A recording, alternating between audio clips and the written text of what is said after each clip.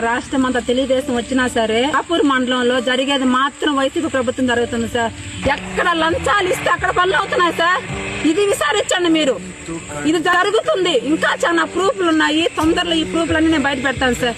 Main ఆడవాళ్ళకి మర్యాద లేకుండా మాట్లాడుతున్నారు సార్ పోలీసులు. నన్ను ఈ స్థలం కానే ఇప్పుడు రాపూర్ వేసాయే ఆపు అన్నాడు. ఇది తప్ప కదా సార్? ఆడవాళ్ళు రెస్పెక్ట్ అని మాట్లాడొచ్చునా? ఇది తప్పు కదా? ఇలాంటివన్నీ నిలదీస్తే మా మీద కేసులు పెడుతున్నారు.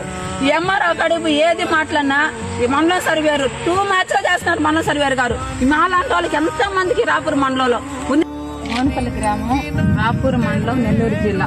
ఇక్కడ జరిగే అన్యాయాలు, రాపూర్ మండలం ముఖ్యంగా జరిగే అన్యాయాలు నేను ప్రజలకు తెలపాలి.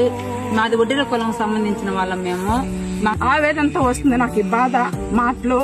తప్పకుండా మీరు షేర్ చేయండి. షేర్ చేసి దీనికి ఇక్కడ వడ్డీ రాజుల అన్నదాన సత్రానికి సంబంధించి అన్నదానం మనం చేస్తూ ఉన్నాం కొన్ని తరాల నుంచి. ఇది 5వ తరం.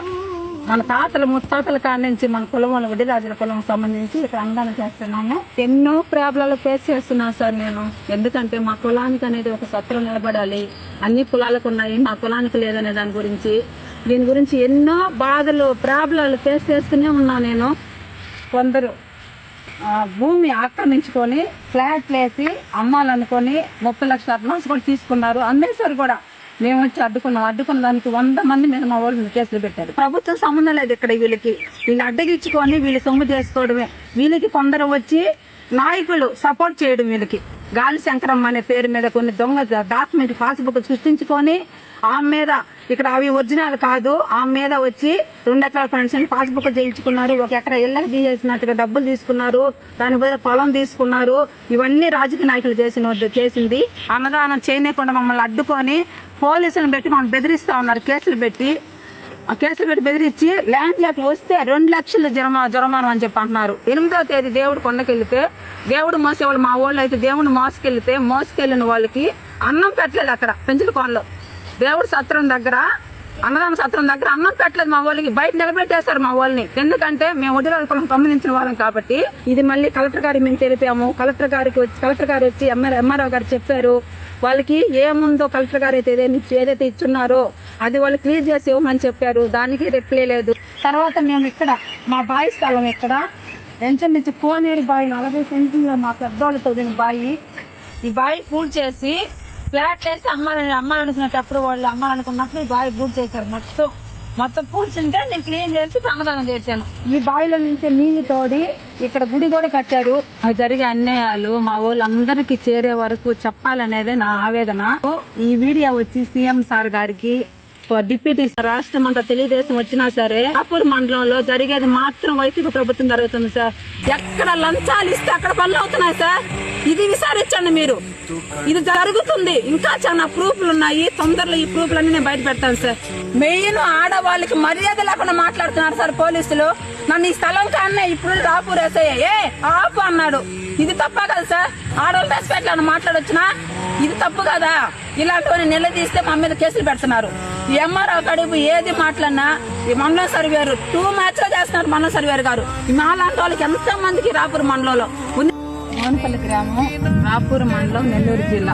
ఇక్కడ జరిగే అన్యాయాలు, రాపూర్ మండలం ముఖ్యంగా జరిగే అన్యాయాలు నేను ప్రజలకు తెలపాలి. మాది వడ్డీల కులం సంబంధించిన వాళ్ళం మేము. నా ఆవేదనతో వస్తుంది నాకు ఈ బాధ మాటలు. తప్పకుండా మీరు షేర్ చేయండి. షేర్ చేసి దీనికి ఇక్కడ వడ్డీ రాజుల అన్నదాన సత్రానికి సంబంధించి అన్నదానం మనం చేస్తూ ఉన్నాం కొన్ని తరాల నుంచి. ఇది 5వ తరం. మన తాతల ముత్తాతల కాడి నుంచి మన కులం వడ్డీ రాజుల కులం సంబంధించి ఇక్కడ అన్నదానం చేస్తున్నాము. ఎన్నో ప్రాబ్లాలు ఫేస్ చేస్తున్నాను సార్ నేను.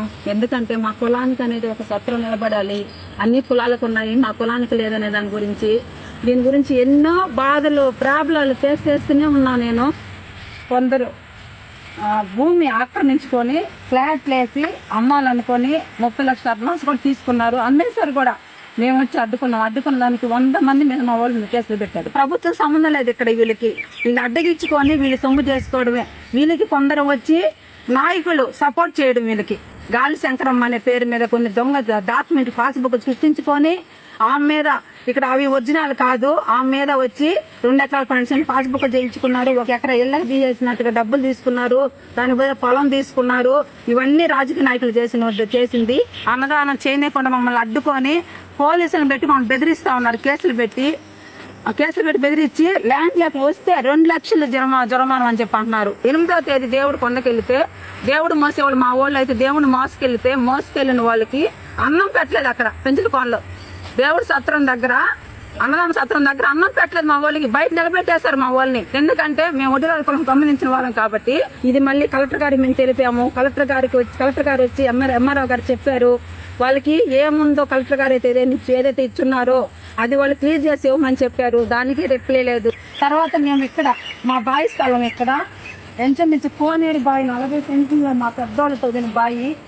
ఈ బావి పూర్తి చేసి ఫ్లాట్ వేసి అమ్మాలనుకునేటప్పుడు వాళ్ళు అమ్మాలనుకున్నప్పుడు బావి పూర్తి చేశారు. మొత్తం పూడ్చుంటే నేను క్లీన్ చేసి ప్రమాదం చేశాను. ఈ బావిలో నుంచి నీళ్లు తోడి ఇక్కడ గుడి కూడా కట్టారు. అది జరిగే అన్యాయాలు మా వాళ్ళందరికీ చేరే వరకు చెప్పాలనేది నా ఆవేదన. ఈ వీడియో వచ్చి సీఎం సార్ గారికి, డిప్యూటీ